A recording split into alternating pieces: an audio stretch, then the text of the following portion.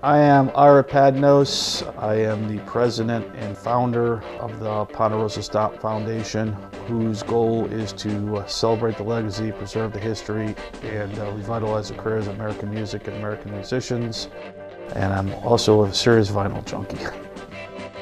The main things I'll collect are blues, New Orleans stuff, garage, rockabilly, but I'm into a little bit of everything. The first thing you see as you see this record is the artwork, the lettering, the design of the record. It just grabs you.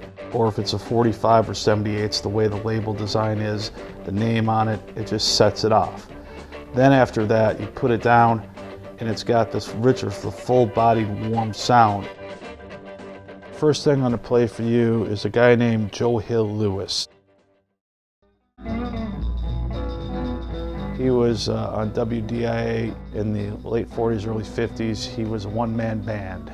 He has the distinction of being the very first artist that Sam Phillips ever recorded on the Phillips label. But what I have here is he cut a record on the Vendor label, and basically what happened was he worked as like a handyman, yardman for the Canali family out of Memphis. And so they wanted to further his career, so they put out a record that they paid for. And it's weird because if you look at the label, it says less Vendor keyboards, and make it even crazier, it was Going Away Blues, but then it has a sticker they put over called Going Away Baby. They pressed 100 of these records, and I'm told there's less than 5 of these in the world right now, or something crazy.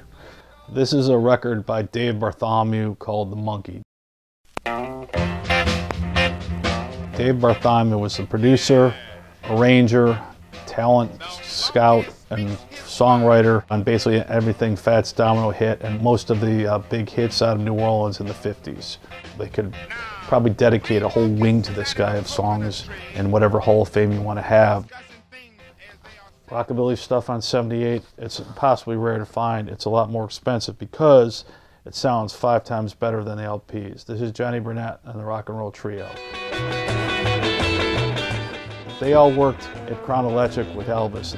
Elvis wanted to go sit in with the band they played with, and they would let him sing a song or two. Then when he came out, they became influenced by Elvis. And because I heard this, I was inspired to go track down Paul Burleson, the guitar player in the band. However, I come to find out later that they think he might have played the rhythm and was not the lead player on this.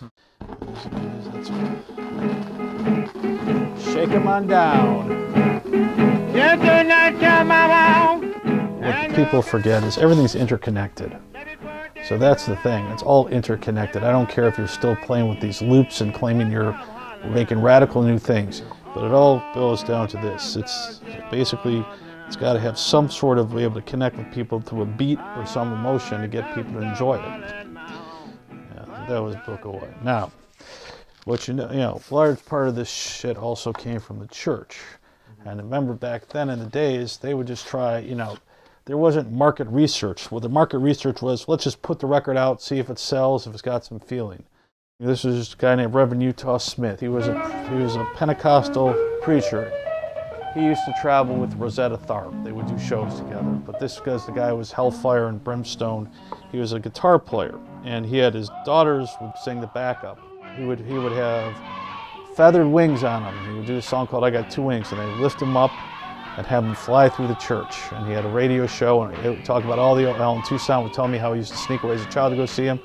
Dave Bartholomew, all the musicians, 70 years old, all remember going to see him. They just love this guy.